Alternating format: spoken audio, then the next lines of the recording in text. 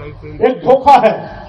और वैसे भी 1995 माननीय सर्वोच्च न्यायालय ने अपने आदेश में कहा था हिंदू कोई धर्म नहीं, ये लोगों के जीवन जीने की एक शैली है। यही नहीं, जो सबसे बड़े धर्म के ठेकेदार बनते हैं, आरएसएस के प्रमुख मोहन भागवत जी ने भी कहा है, एक नहीं दो बार कहा, हिंदू धर्म नाम का कोई धर्म नहीं है, बल्कि लोगों के जीवन जीने की कला।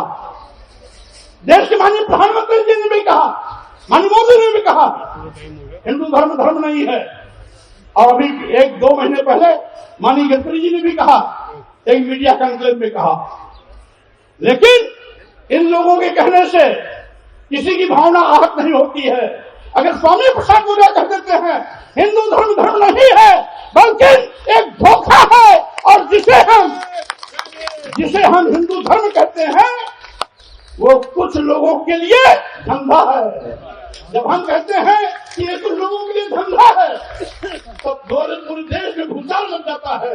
लेकिन वही चीज अगर मोहन भागवत जी कहते हैं, माननीय प्रधानमंत्री नरेंद्र मोदी जी कहते हैं, माननीय गडकरी जी कहते हैं, तो किसी की भी भावना आहत नहीं होती। स्वामी प्रसाद मौर्य बोले या इंडी गठबंधन के, महागठबंधन के कोई नेता बोले, धर्म का मतलब समझते ही नहीं है।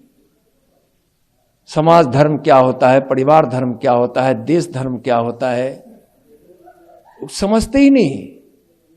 जीवन में वह आदर्श, वह मर्यादा जो भावनाओं को पवित्र रखे, आचरण को पवित्र रखे, जो सेवा समर्पण का भाव दे, जो सद्भावना प्रेम का भाव दे, यह हिंदू सनातन धर्म की विशेषता है। ऐसे भी कहा गया है कि हिंदू जीवन पद्धति सनातन धर्म के आधार पर खड़ी है और इसके 7 संस्कार, सेवा का, सहानुभूति का, सत्कार का, संवेक्षा का, समर्पण का, साहस का, यह जो है सहयोग का, यह संस्कार इसके इतने पवित्र है जो मानवता को बरकरार रखे हुए है।